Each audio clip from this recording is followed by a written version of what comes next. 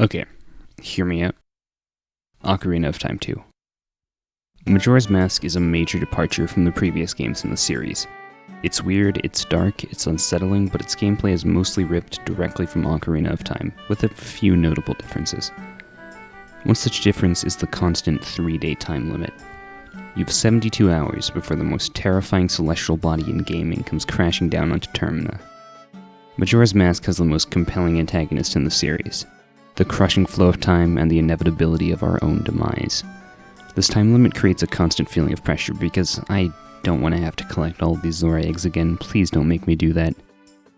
It also meant that Nintendo could give characters more complex schedules, which is a perfect match for Majora's Mask's greater focus on side content. Like, the main quest is pretty cool, but there's only 4 main dungeons and the often somewhat tedious tasks you have to complete before tackling them. And while the main dungeons are all memorable, they aren't that way for the right reasons. They're far more complex than those in Ocarina of Time, but they're also far more confusing and annoying to navigate. The main dungeons don't feel like fun puzzles, they feel like frustrating chores, but that's alright because you don't play Majora's Mask for the dungeons. You play it to fight off an invasion of aliens who are trying to abduct a ranch's cows. You play it to reunite Anju and Kafei in a massive sequence of events spanning all 3 days, and you play it to do whatever the fuck this is. Majora's Mask has the best side content by far of the traditional 3D Zelda games. In other words, we're not counting Breath of the Wild. And there always seems to be something to do, whether it be searching for heart pieces, bottles, or masks. Speaking of, let's talk about the gimmick. Majora's Mask has a wealth of masks to collect, each of which has a unique use.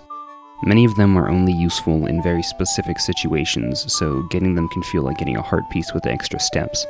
However, some are incredibly useful, namely the bunny hood, which increases walking speed, and the stone mask, which makes you undetectable by most enemies. There are also the transformation masks, which turn you into a member of one of Hyrule's major races: Deku, Goron, Zora, and God. These masks completely change how Link is played, and while I found myself playing as Human Link most of the time, I can appreciate having the option to play as what is essentially a different character.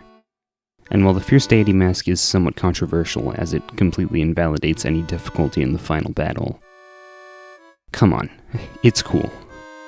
The masks may not be some grand evolution of Zelda gameplay, but they're fun, and that's what really matters. Now, while Majora's Mask is incredibly fun, its gameplay isn't what makes it stand out from the rest of the series. No, it's the fact that this guy just died in front of me. This is a Nintendo game? Majora's Mask is exceptionally dark in tone for the series. Considering most Zelda games are primarily lighthearted adventures, the amount of death and loss in Majora's Mask is shocking.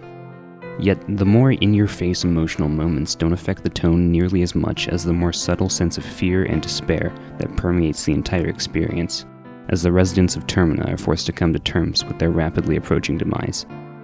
Many try to deny the threat of the moon at the beginning of the 3-day cycle, yet by the final hours, nobody is denying the danger anymore.